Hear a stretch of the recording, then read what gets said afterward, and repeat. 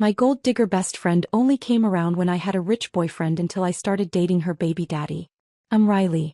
And I should have seen it coming from the first time Amber ignored my text for 3 months straight, then suddenly showed up at my apartment with wine and tears the day after I posted a picture with Marcus on Instagram. Marcus was my boyfriend at the time. Tech executive. Nice car. Nicer watch. The kind of guy who didn't blink at a $200 dinner bill. I buzzed Amber in that night because that's what you do when someone's been your best friend since middle school. Even when they've ghosted you, even when you know something's off. She hugged me at the door like we'd never missed a beat. Riley, oh my God, I've missed you so much. Work has been insane. Amber didn't have a job. She had 3 different guys she rotated between, each one thinking he was the only one. But I didn't say that. I poured the wine instead. So she said, settling onto my couch like she lived there. Tell me everything about Marcus. He looks so handsome in your photos. Not how have you been, not I'm sorry I disappeared, just straight to Marcus. That was 2 years ago. I didn't realize it then, but that night set a pattern that would repeat itself over and over until it finally broke me enough to do something about it. Let me back up a little. Amber and I met in 7th grade when her family moved to our town in Ohio. She was pretty in that effortless way that made other girls either want to be her or hate her. I was the theater kid with braces and a book always in my hand. Somehow we clicked. Through high school we were inseparable. She'd sleep over at my house almost every weekend because her home life was messy. Her mom was barely around and her dad had left when she was 5. I got it. My family wasn't perfect either, but at least my parents were present. I remember this one time in sophomore year when Amber's mom forgot to pick her up from school. We waited for 2 hours before my mom came and got both of us. Amber cried in the backseat the whole way home. I held her hand and promised her that she'd always have my family, that she'd always have me. I meant it then. I really did. College is where things started to shift. I went to state school on a partial scholarship. Amber enrolled in community college but dropped out after 1 semester. She moved into an apartment downtown that I knew she couldn't afford. And when I asked about it, she just smiled and said she was seeing someone. That someone turned out to be Derek. 42 years old, married, owned a chain of car dealerships. I didn't judge her. Not out loud. Anyway, I was young and still believed that friendship meant accepting people's choices, even when those choices made your stomach hurt. Amber would call me during that time, maybe once every few weeks, always late at night, always after Derek had gone back to his wife. She'd cry and say she felt worthless, and I'd stay on the phone talking her down until she felt better. Then I wouldn't hear from her again until the next crisis. I remember one particular call at 2 o'clock in the morning. I had an exam the next day, but Amber was sobbing about how Derek had promised to leave his wife and then changed his mind. I stayed up until 4 o'clock talking her through it. I failed that exam. She never even asked how it went. When Derek finally ended things, Amber disappeared completely. For 6 months I called, texted, showed up at her apartment. Nothing. I thought maybe something bad had happened to her, but her social media was active. She was posting photos from restaurants I couldn't afford, wearing clothes that cost more than my textbooks. She just wasn't responding to me. Then I met James, my first real boyfriend after college. He was a lawyer or studying to be one. He had his life together. He took me to nice places. And suddenly, like magic, Amber reappeared. Riley.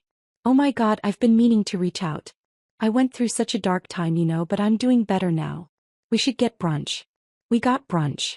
She asked about James within 5 minutes. Wanted to meet him. I thought maybe she genuinely wanted to be friends again, so I introduced them. Big mistake. Amber started coming around all the time. Double dates, group hangouts. She'd text James directly to ask if we wanted to go out. At first, I thought it was nice that my boyfriend and best friend got along. Then I started noticing little things. The way she'd touch his arm when she laughed. How she'd lean in close when talking to him at bars. The texts that would come through his phone at odd hours. Hey, do you think Riley would like this gift? Or what's Riley's ring size? Just curious for the future. James thought it was sweet. I thought it was calculated. The worst part was how she'd undermine me in subtle ways. We'd all be out to dinner and she'd say things like, Riley used to be so adventurous in college. Remember when you'd stay out until 3 o'clock in the morning? You're so boring now, said with a laugh like it was a joke. But James would look at me differently after, or she'd bring up embarrassing stories from our past. Nothing terrible, just enough to make me look foolish. Like the time I got drunk at a party and cried about a boy who didn't like me back. She'd tell that story with animated gestures, making me sound pathetic. James would laugh along and I'd feel small.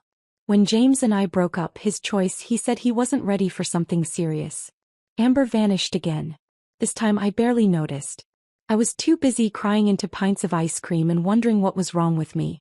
3 months later I saw James' Instagram. He was in a relationship with Amber.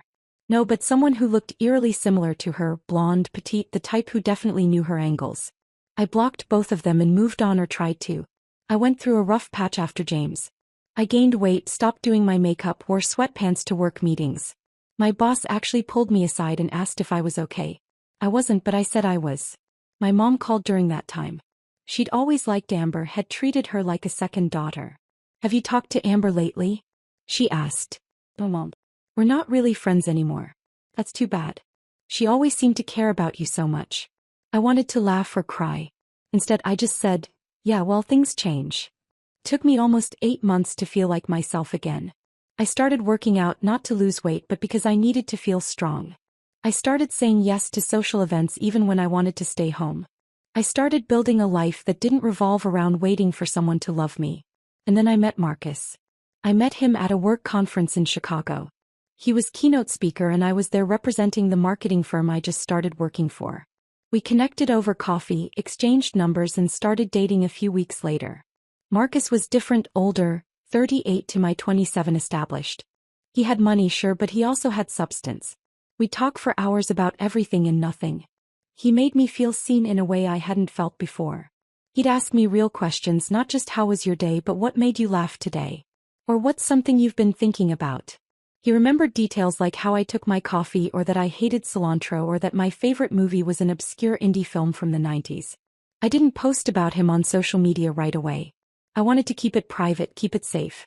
But after 3 months, when he asked me to be his official girlfriend at this beautiful restaurant overlooking the city, I couldn't help myself. I posted one photo, just one. Us at dinner, his arm around me, both of us smiling. My phone rang within an hour. Riley, it's Amber. I almost didn't answer, but curiosity won. Hey Amber. Oh my God, I saw your post. You're dating someone? Why didn't you tell me?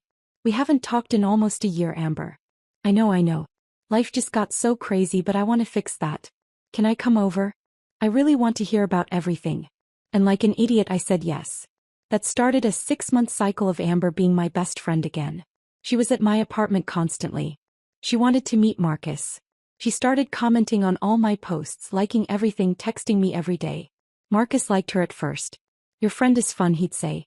A little intense but fun. Then the comments started. Little things that seemed innocent but weren't. We'd be at dinner and Amber would say, Marcus, don't you think Riley would look amazing in red? She never wears color anymore. She used to be so stylish. Or we'd be watching a movie and she'd lean over to Marcus and whisper loud enough for me to hear. Riley always falls asleep during movies. You'll get used to it. Or the worst one, at a party with Marcus' work friends. Amber pulled me aside and said, just so you know, Marcus' coworker Jennifer was asking about you. I think she might have a thing for him. Just keep an eye on that. There was no Jennifer interested in Marcus. But the seed was planted. I found myself watching him talk to women at events, wondering if Amber was right. It caused fights. Stupid, insecure fights that I hated myself for starting. Then one night Marcus and I were supposed to have a quiet dinner at his place. I showed up and Amber was there. Surprise, she said. I ran into Marcus at the store and he invited me to join you guys. Isn't that great? Marcus looked as confused as I felt. I actually didn't invite her, he whispered to me later. She followed me from the parking lot and I didn't know how to say no without being rude. That should have been my wake-up call. But I made excuses. Amber was lonely. She didn't have other friends. She needed me. The truth was darker than that. I started noticing that things would break between Marcus and me right after Amber hung out with us. Little comments she'd make. Marcus, you seem tired. Is Riley keeping you up too late? Said with a laugh, but the implication hanging there. Or Riley's been so stressed with work lately. She's been kind of snappy, hasn't she? Marcus never took the bait, but I could see it wearing on him. The final straw came at Marcus' company party. It was a black tie event and I'd bought a new dress. I felt beautiful that night. Marcus looked at me like I was the only person in the room until Amber showed up. I hadn't invited her. Marcus hadn't invited her. But there she was in a dress that cost more than my rent, hanging on the arm of some executive I'd never met. Riley Marcus, what a coincidence. It wasn't a coincidence. I found out later she'd stalked my social media, figured out where the event was, and convinced some poor guy to bring her as his +1. She spent the whole night inserting herself into conversations. At one point I saw her talking to Marcus's boss, pointing at me and saying something that made him frown. When I asked Marcus about it later, he said, "She told him you were thinking about quitting to focus on starting a family." Where would she get that idea? I'd mentioned once in passing to Amber that maybe someday I wanted kids. That was it. Marcus and I fought that night. Not because he believed her, but because I couldn't explain why my best friend would sabotage me like that. And the more I tried to defend her, the crazier I sounded. Why would your friend lie about something like that? Marcus asked. I don't know. Maybe she misunderstood. Riley, she specifically said you were planning to quit within 6 months. That's not a misunderstanding. Maybe she's just trying to help. Maybe she thought you should know. Know what? Why? I couldn't answer that because deep down I knew. I knew Amber was sabotaging me. I just didn't want to admit it because admitting it meant admitting that I'd wasted years on a friendship that had never been real. We broke up 2 weeks later. Marcus said it wasn't about Amber, but I knew better. She'd poisoned the well so thoroughly that he couldn't help but see me differently. Every time I defended her, I looked more naive. Every time I made excuses for her behavior, I looked more delusional. The last thing Marcus said to me was, "I really cared about you, Riley, but I can't be in a relationship where there's always going to be this third person creating drama. I need peace in my life." I didn't fight for him. I was too tired. And right on schedule, Amber disappeared. No texts, no calls, no "I'm sorry your relationship ended." Just gone. I was done. I blocked her number, blocked her on all social media. I decided that I was better off without her toxic presence in my life. That lasted for about 8 months. 8 peaceful, Amber-free months where I focused on myself. I got a promotion at work, started therapy, which I should have done years ago. My therapist helped me understand that I'd been in a one-sided friendship based on my need to feel needed and Amber's need to feel superior. I started dating casually, nothing serious, just enjoying being young and single in the city. I went out with a guy named Ryan who worked in finance, nice enough but boring. Then a guy named Chris who was funny but still lived with his mom at 32. Then a couple of dates with various other guys who were perfectly fine but just not right. I wasn't looking for anything serious. I was just trying to remember what it felt like to date without Amber's voice in my head analyzing everything, planting seeds of doubt. Then one Saturday night I went out with some coworkers to a bar downtown. We were celebrating someone's birthday. I was on my second drink laughing at some story when I looked across the bar and saw him. Trevor. I knew Trevor from around. He lived in my apartment building 2 floors down. We'd chat in the elevator sometimes. Casual stuff. "Hey, how's it going? Nice weather today. Did you see they're finally fixing the hot water?" That kind of thing. He was attractive in a rugged kind of way. Tall, maybe 6 feet 2 inches, tattoos on his forearms that I'd noticed but never asked about. Dark hair that was always a little messy. He worked construction. I knew that much. I'd see him leaving early in the morning in his work boots and jeans. He was with a group of guys, clearly having a good time. Our eyes met across the bar and he smiled. I smiled back. An hour later he came over. "Riley, right from the building?" "That's me. Can I buy you a drink?" I should mention something important here. I'd seen Trevor around the building for over a year. I'd also seen him with a baby carrier a few times. I'd assumed he was married or had a serious girlfriend. I'd never asked because it wasn't my business and I wasn't interested. But that night when he bought me a drink I asked, "So, I've seen you with a baby sometimes. Are you single?" He said, "Very single. My ex and I have a daughter together. Brooklyn. She's 2. We split custody so I have her half the time." "Oh, that must be tough." "It is what it is. Her mom and I weren't right for each other, but we both love Brooklyn. We're trying to co-parent." Well, he seemed genuine. Sweet even. We talked for another hour. He asked about my job. Seemed actually interested in the answer. Told me about his construction company, how he'd started it 3 years ago with his best friend from high school. "It's hard work," he said. "But I like building things, creating something from nothing, you know." I liked the way he talked. No pretense. No trying to impress me. Just honest conversation. He asked for my number. I gave it to him. We started seeing each other after that. Nothing serious at first. Coffee dates at this little place near our building. Walks in the park when the weather was nice. He'd introduced me to Brooklyn through video calls, keeping things appropriate and slow. I appreciated that. I don't bring women around Brooklyn unless I'm serious about them, he explained on our third date. She's already been through enough with her mom and me splitting up. I'm not going to confuse her by having random people in and out of her life. That made me respect him even more. Trevor was different from anyone I'd dated before. He was grounded, real. He didn't have a lot of money, but he worked hard and cared about being a good father. He'd show me pictures of Brooklyn and his whole face would light up. She's my world, he'd say. I never knew I could love someone this much until she was born. He made me laugh, really laugh, not the polite laugh I'd given James, or the nervous laugh I'd had with Marcus at fancy dinners where I didn't know which fork to use. Trevor made me snort laugh over stupid jokes and funny stories from construction sites. He listened when I talked, like actually listened. I could tell him about a problem at work and he'd remember the details weeks later. How did that project with the difficult client turn out? He'd ask. Not because he was trying to score points, but because he genuinely cared. After about a month, he asked me to officially be his girlfriend. We were at his apartment. Brooklyn was with her mom. He'd cooked dinner. Nothing fancy, just pasta and salad. But he'd put effort into it. There were candles on the table. He'd cleaned his whole apartment. After dinner, we were sitting on his couch. And he turned to me. I know this might be complicated, he said. I've got a kid and ex. A job that means I'm up at 5 o'clock in the morning covered in sawdust most days. But I really like you, Riley, and I'd like to see where this goes. If you want to. I said yes without hesitation. We decided to keep things low-key on social media. Trevor wasn't big on posting anyway, and I'd learned my lesson about broadcasting my relationships. But I did post one photo of us.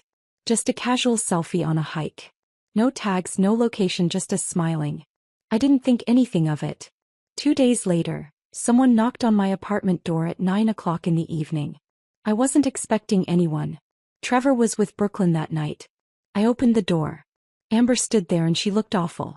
Her hair was messy. Her makeup was smudged like she'd been crying.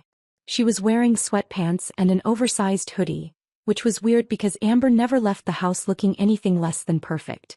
Riley, she said, her voice breaking. I need to talk to you, please. Every instinct told me to slam the door in her face, but she looked genuinely distressed. And despite everything, part of me still cared. You have 5 minutes, I said. She came in and immediately started crying. I'm so sorry for everything. For disappearing, for being a terrible friend. I know I don't deserve your forgiveness, but I need to tell you something. What?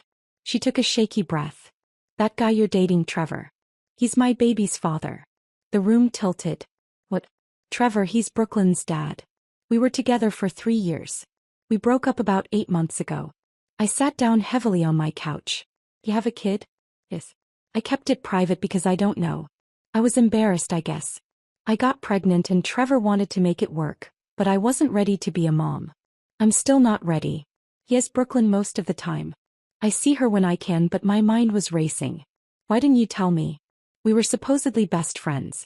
Because I knew you'd judge me for being a bad mom. For not wanting to be with Trevor for everything. And you came here to tell me this now because I saw your post. I recognized him and I needed to warn you. Warn me about what? Trevor's been nothing but honest with me. Has he told you why we really broke up? He said you weren't right for each other. Amber laughed bitterly. That's diplomatic. The truth is I cheated on him multiple times with guys who had more money. He found out and kicked me out. I've been trying to get him back ever since. Something clicked in my brain. Wait, 8 months ago. That's right after Marcus and I broke up. She had the decency to look ashamed. Yeah, you disappeared because you were dealing with a breakup. Not because I'd broken up with Marcus. I'm not going to lie to you anymore, Riley. Yes, I was a mess after Trevor left.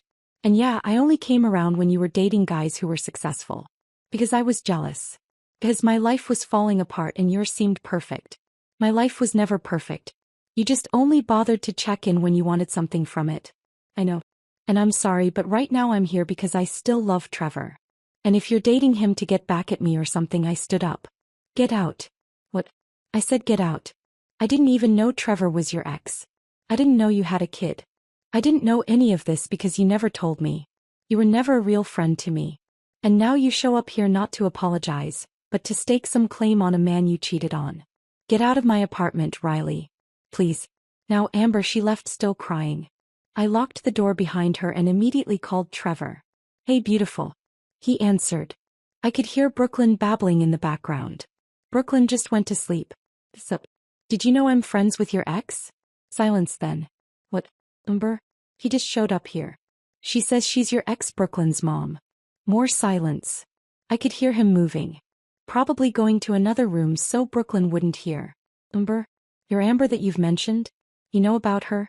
You've talked about having a friend who was toxic who only came around when you dated certain guys.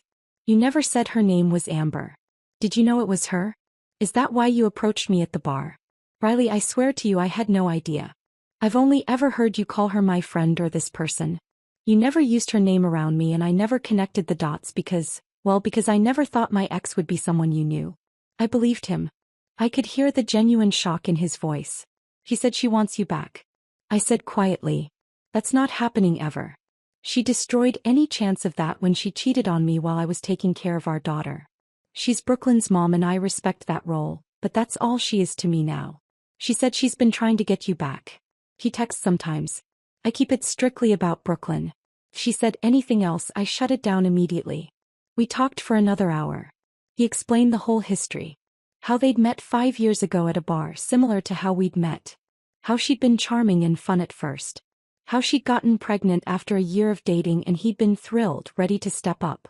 How she'd been distant throughout the pregnancy. How she'd seemed disconnected after Brooklyn was born. How he'd tried everything to connect with her to help her, thinking maybe it was postpartum issues. How he'd found messages on her phone one day when Brooklyn was about a year old. 3 different men. All of them paying her bills, buying her things. All of them thinking they were the only one. How he'd confronted her and she'd admitted it. How she'd said she felt trapped, that she never wanted to be a mom, that she needed more than he could give her. How he'd asked her to leave and filed for custody. How he'd gotten primary custody because she barely showed up for her visitation times. How he'd spent the last 8 months trying to be both mom and dad to Brooklyn. I tried to make it work, Trevor said, for Brooklyn. But you can't build a life with someone who doesn't want to be there. And Riley, I need you to know I'm all in with you. This isn't some rebound. I really care about you. I believed him. And that's when I made a decision. I unblocked Amber's number and texted her. We need to talk tomorrow, my place. Noon. She responded immediately. Thank you. I'll be there. When she showed up the next day, she looked more put together, like she'd slept and fixed her makeup and prepared herself for battle. I didn't let her sit down. Here's what's going to happen. I said, I'm dating Trevor. That's not changing. You had your chance with him and you blew it repeatedly. What you do about that is your business. But here's what I know now that I didn't know before. You were never my friend. You were someone who used me to feel better about your own life. When I was single and struggling, you ignored me. When I was happy, you showed up to tear it down. I'm done with that. I'm done with you, Riley. I'm not finished. Trevor and I are going to keep seeing each other. We're going to build something real and you're going to be in our lives because you're Brooklyn's mom. So we're going to be civil. We're going to co-parent with you like adults. But you and me, we're not friends. We're not anything. We're just 2 people who share a connection through a good man and a little girl. Amber's face went through a series of emotions. Anger, sadness, and finally resignation. You really care about him, she said. I do, more than you cared about Marcus or James. This isn't about them. This is about the fact that Trevor is a genuinely good person who deserves someone who's Alan. And for the first time in my life, I think I can be that person. She nodded slowly. For what it's worth, he is a good person. I was too stupid to appreciate it. Yeah, you were. She left after that. I thought maybe that would be the end of it. That we'd move forward with this awkward arrangement and life would settle into some new normal. I was wrong. 3 weeks later, Trevor and I had our first official date with Brooklyn. We went to the zoo. She was excited but shy with me at first, hiding behind Trevor's legs when I said hello. But kids are resilient. Within an hour, she was holding both our hands as we walked around, pointing at animals and laughing. She had Trevor's eyes and his smile. She was wearing a little pink dress with elephants on it and light-up sneakers that she kept stomping to make flash. Look, Daddy. Monkeys, she squealed, pressing her face against the glass. Trevor lifted her up so she could see better. What do monkeys say? Ooh. Ooh. Ah, she laughed, making monkey sounds. I took a video of them and my heart did something strange, something I hadn't expected. I looked at Trevor holding his daughter, both of them laughing, and I thought, I could do this. I could be part of this. We got ice cream after. Brooklyn got chocolate all over her face. Trevor tried to clean her up, but she kept squirming away. Giggling. Finally I said, "Bro, if you let Daddy clean your face, I'll show you a magic trick." She stopped squirming immediately. Magic? I did a simple coin trick that my dad used to do for me. Made a quarter disappear and reappear behind her ear. Her eyes went huge again. Again. Trevor was smiling at me over her head. Not just a regular smile, a soft, grateful smile that made my chest tight. After the zoo, we went back to Trevor's apartment. Brooklyn was exhausted, practically falling asleep in her car seat. Trevor carried her inside and I followed. His apartment was a 2-bedroom, modest but clean.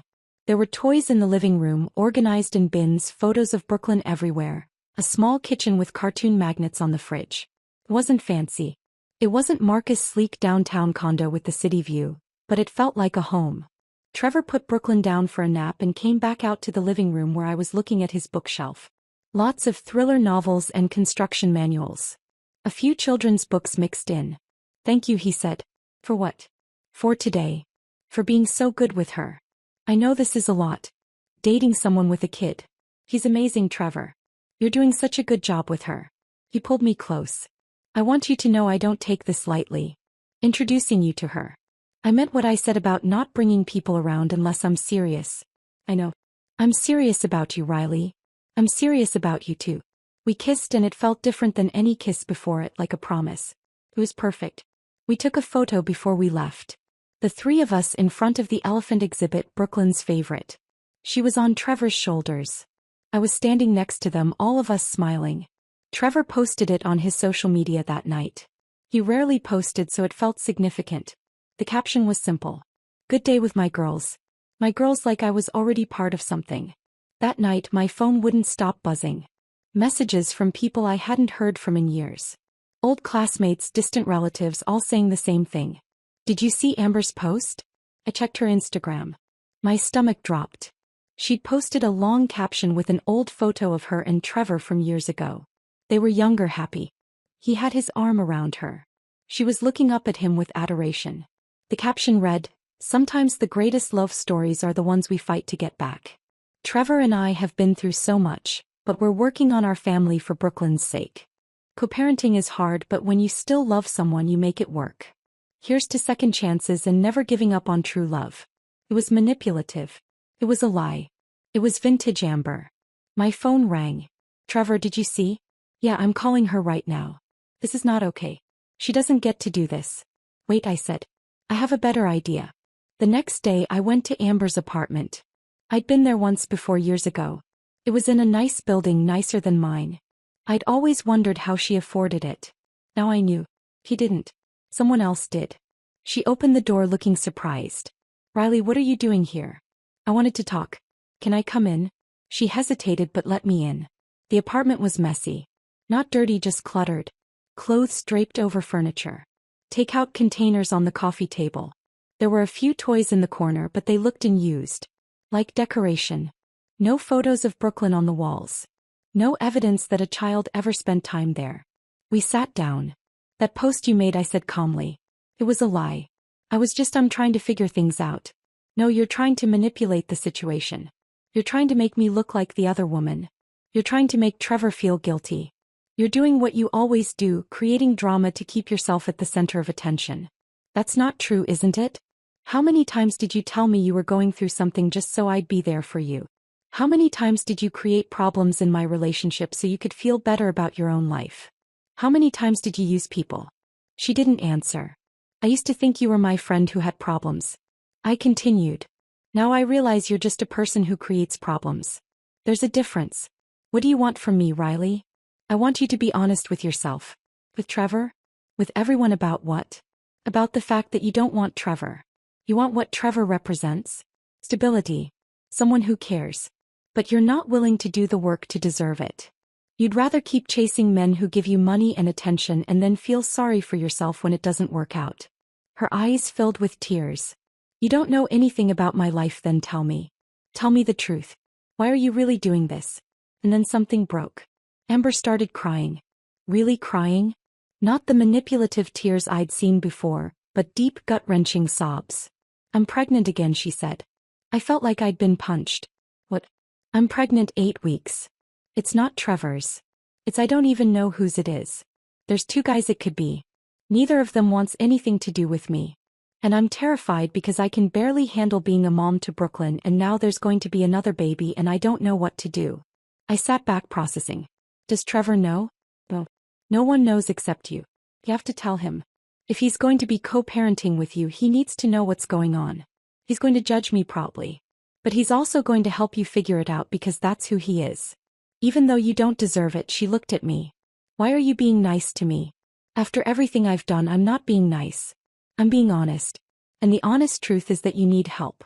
Professional help. You need to figure out why you keep making these choices.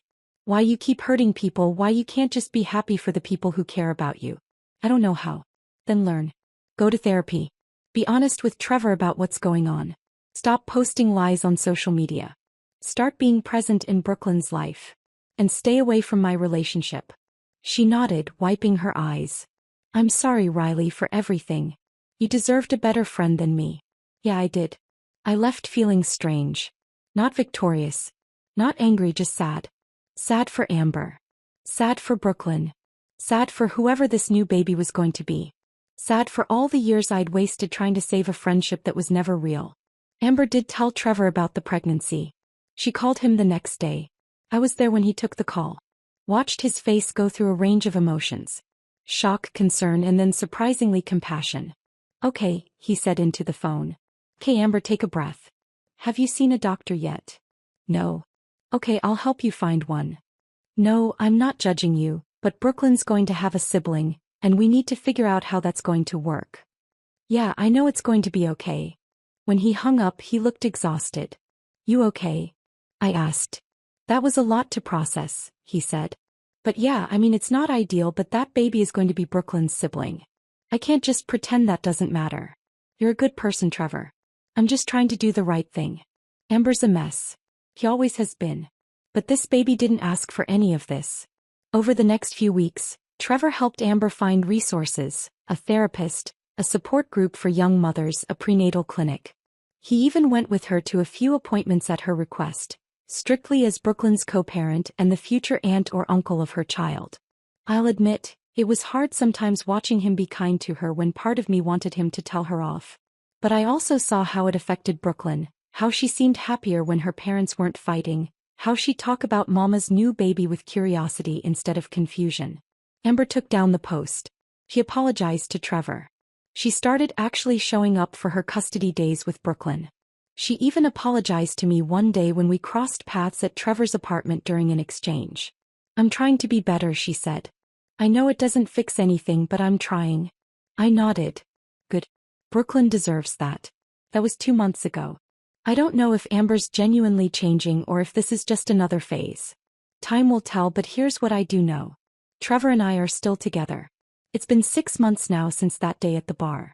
6 months of actually healthy relationship, of communication, of meeting each other's friends and family, of building something real. Meeting Trevor's family was intense. His mom, Patricia, was protective at first. She'd seen what Amber had done to her son. But after one dinner where she watched me help Brooklyn cut her food and listened to me actually engage with their family stories, she pulled me aside. My son deserves someone who shows up, she said. Someone who sees what he's worth. I think you might be that person. I'm trying to be, I said. My own family was easier. My mom fell in love with Brooklyn immediately. My dad liked Trevor's straightforwardness. No nonsense, he said approvingly. I like that in a person. Brooklyn calls me Riley now. No more miss. She asks when I'm coming over. She draws pictures of the 3 of us. Trevor says she's never been this happy. She started preschool last month and told her teacher she has a daddy and a mommy and a Riley. The teacher asked Trevor about it during pickup. He explained the situation. She smiled and said, "Whatever you're doing, keep doing it." She's a happy, well-adjusted little girl. Last week, Trevor asked me to move in with him. We were making dinner together in his kitchen, something we'd started doing twice a week. Brooklyn was at Amber's. He was chopping vegetables and I was stirring pasta sauce when he just said it. Move in with me. I stopped stirring. What? Not immediately. When you're ready. When we're both ready. But I want to wake up next to you every morning. I want Brooklyn to have stability. I want us to be a family. Trevor, you don't have to answer now. Just think about it. But I didn't need to think about it. Yes. I want that too. I want all of it. He kissed me and I could feel him smiling against my lips. We decided I'd move in after my lease was up in 2 months. It gave us time to prepare Brooklyn, to figure out the logistics, to make sure we were doing this right. I haven't talked to Amber since that day in her apartment, except for brief exchanges when I met Trevor's during Brooklyn's pickup or drop-off. We're civil, we're cordial, we're nothing more. She's 5 months pregnant now. Starting to show she seems more settled, though I don't know if that will last. She's been consistent with her therapy appointments, according to Trevor. She's been showing up for Brooklyn. That's all I can ask for, and I'm okay with that. Last night, Trevor and I were lying in his bed. Brooklyn was asleep in her room. We were talking about the future, about the move, about eventually getting married. Not now, but someday. About maybe having a kid of our own eventually. Are you sure you want all this? He asked. It's a lot. Kid and ex. All the baggage. You're not baggage, I said. And Brooklyn's not baggage. This is real life. Real life is complicated, but it's also beautiful. How did I get so lucky? He murmured. I'm the lucky one. And I meant it. Because somewhere in the wreckage of a toxic friendship, in the middle of Amber's manipulation and lies, I'd found something real. Someone real. I used to think friendship meant sticking by someone no matter what. That it meant accepting bad behavior because you had history. That it meant putting up with toxicity in the name of loyalty. Now I know different. Real friendship is reciprocal. It's showing up when things are bad, not just when things are good. It's being happy for someone's success, not jealous of it. It's being honest even when it's hard. Amber was never capable of that. And I wasted years hoping she would change, hoping that if I just loved her enough or was patient enough, she'd become the friend I needed. But you can't change people. They have to want to change themselves. This morning I got up early and went to Trevor's apartment. I still had my own place for another month, but I'd been spending most nights there anyway. Brooklyn was already awake watching cartoons in her pajamas. Riley, she yelled when she saw me running over for a hug. I scooped her up. Good morning, Bug. What are we watching? Princesses. Trevor came out of the kitchen with coffee for both of us. You're here early. Couldn't sleep. Too excited about what? Just this. All of it. He kissed my forehead. We made breakfast together. Pancakes with chocolate chips for Brooklyn. Eggs for us. We ate at Trevor's small kitchen table. Brooklyn chattering about her cartoon and the play date she had later at her friend Emma's house. It was ordinary, simple, nothing fancy or Instagram-worthy. It was perfect. After breakfast, Trevor had to head to a job site. Brooklyn had a play date. I went back to my apartment to do some packing. As I was sorting through old boxes, I found a photo album from high school.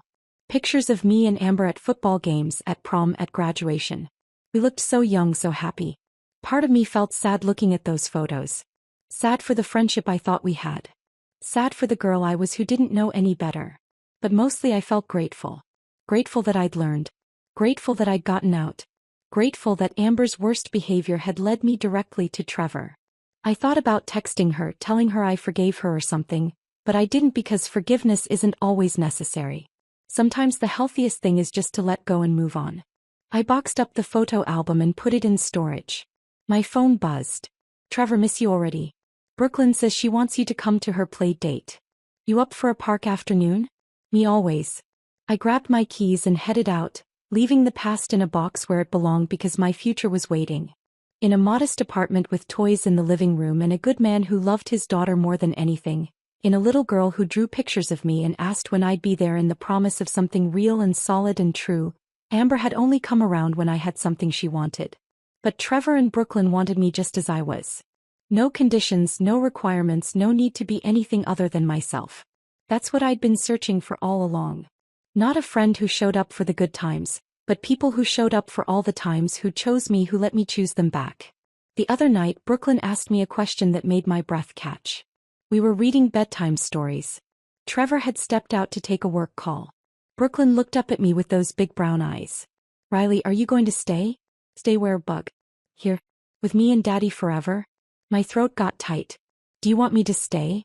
She nodded seriously. You make Daddy smile more. And you do the best voices when you read stories. And you're not scary like some of Daddy's friends. I laughed. I'm not scary. No, you're nice. And you smell good and you let me put stickers on your phone case. Well, those are all very good reasons. So you'll stay?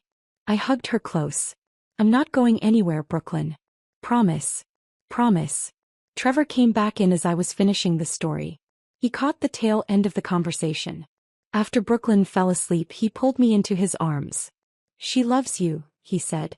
I love her too, and you. It was the first time I'd said it. The words just came out. Trevor's eyes got shiny. I love you too, Riley, so much.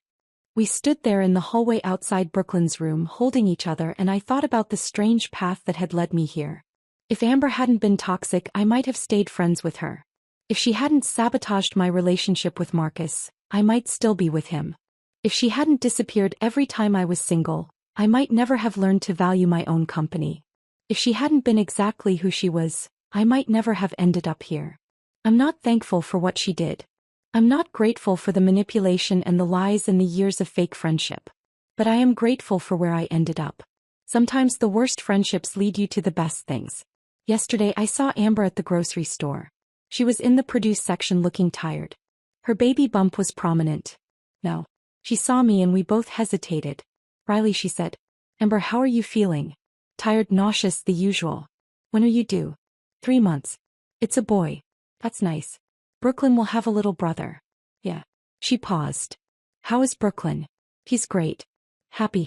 Excited to start preschool. Trevor's doing an amazing job with her. And you? You with them a lot now. It wasn't a question. Yeah, I'm moving in next month. She nodded. It's good. Trevor deserves someone who's Alan. And Brooklyn deserves stability.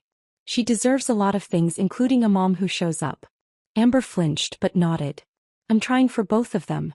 For all 3 of them, I guess. We stood there awkwardly. I should go, I said finally.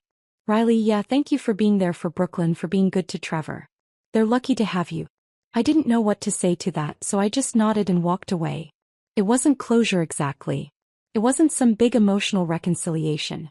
It was just 2 people who used to be friends acknowledging a new reality, and I was okay with that. Tonight I'm packing more boxes. Trevor's coming over later to help. Brooklyn's spending the night at Amber's, giving us time to work. My phone buzzes. It's a text from my mom. Dinner Sunday. Want to see Trevor in Brooklyn before the big move? I smile and text back. Sounds perfect. This is my life now. Sunday dinners with family. Bedtime stories with a little girl who calls me Riley, but looks at me like I'm part of her world. A man who works with his hands and loves with his whole heart. A future that looks nothing like I imagined, but better than anything I could have planned. I don't know what's going to happen with Amber. I don't know if she'll figure things out or fall back into old patterns. I don't know if she'll be a good mom to this new baby or if Trevor will end up helping raise another child that isn't his. But it's not my job to wonder anymore. It's not my job to save her or fix her or hope she changes. My job is to show up for the people who show up for me. For Trevor, who texts me good morning every day even when he's up at dawn for work. For Brooklyn, who trusts me enough to hold my hand and ask me to stay forever. For my own family, who I'd pushed aside while trying to maintain a toxic friendship. For myself, the doorbell rings. Trevor, early as always, I open the door and he's standing there with pizza and that crooked smile that makes my stomach flip. Ready to pack? He asks. Ready to start? I say, and I mean it. Ready to start this new chapter, this new life? This new version of me that doesn't need to be needed but chooses to be present, that doesn't settle for fake friendships but builds real family, that doesn't chase love but receives it. We spend the night packing boxes and eating pizza and planning where my furniture will go in his apartment, our apartment soon. He makes me laugh telling stories about Brooklyn's latest preschool adventures. I make him laugh telling stories about my coworkers' drama. It's easy. It's comfortable. It's real. Around midnight, we're sitting on my floor surrounded by boxes when Trevor says, I can't wait for you to officially be home. Me neither. Brooklyn asked me last night if you were going to be her stepmom. My heart skips. What did you say? I said maybe someday if Riley wants to be, and she said, I think Riley wants to be. She promised she'd stay forever. She asked me that the other night. I couldn't say no to those eyes. Trevor laughs. No one can. She's got her dad wrapped around her finger. You're a good dad, Trevor. I'm trying. And you're good for both of us. Better than good. You're everything. We kiss and it still feels like the first time. Like a promise. Like coming home. Later, after Trevor leaves to get some sleep before his early call time, I sit in my quiet apartment and think about the journey. About 7th grade, Riley meeting Amber and thinking she'd found a friend for life. About college, Riley making excuses for bad behavior. About adult Riley finally learning that sometimes letting go is the bravest thing you can do. I think about all the versions of myself. I've been the people pleaser, the excuse maker, the girl who thought being needed was the same as being loved. And I think about who I'm becoming. Someone who knows her worth. Someone who doesn't settle. Someone who chooses herself first so she can choose others better. Amber taught me what I didn't want. Trevor and Brooklyn are teaching me what I do. And sometimes that's exactly how life works. The wrong people lead you to the right ones. The toxic friendships teach you to value the healthy relationships. The heartbreak prepares you for real love. My phone buzzes one last time before bed. A text from an unknown number. I almost don't open it, but curiosity wins. Hi Riley. It's Amber. I know I don't have the right to ask, but could you help me pick out something for Brooklyn's birthday next month? I want to get it right this time. I understand if you can't. I stare at the message for a long time. The old me would have said yes immediately. Would have seen it as progress, as Amber trying would have jumped at the chance to help, to fix, to save. The new me sees it differently. I see a woman who's finally starting to show up, who's asking for help instead of manipulating, who's thinking about her daughter first. But I also see that it's not my job to teach her how to be a mother. That's some things she needs to figure out on her own. I type back, ask Trevor. He knows Brooklyn better than anyone. It's not mean. It's not punishing. It's just honest. It's a boundary. She responds. You're right. Thank you. I set my phone down and finish packing for the night. Tomorrow I'll wake up and go to work. Tomorrow night I'll have dinner at Trevor's, our place soon. This weekend Brooklyn and I are going to help plant flowers in the little garden patch outside the apartment building. Next month I'll officially move in. And somewhere in all of that Amber will have her baby. She'll figure out how to be a mom to 2 kids instead of 1. She'll either rise to the occasion or she won't. But either way it won't be my problem to solve because I finally learned what I should have known all along. You can't pour from an empty cup. You can't save someone who doesn't want to be saved. And you can't build a healthy life on a foundation of toxic friendship. The best revenge isn't revenge at all. It's just being happy. Really truly happy without them. And as I fall asleep in my apartment for one of the last times, surrounded by boxes and the promise of tomorrow, I am happy. Not despite everything that happened with Amber, not even because of it, just happy on my own terms with my own chosen family. And that's the ending I never knew I needed.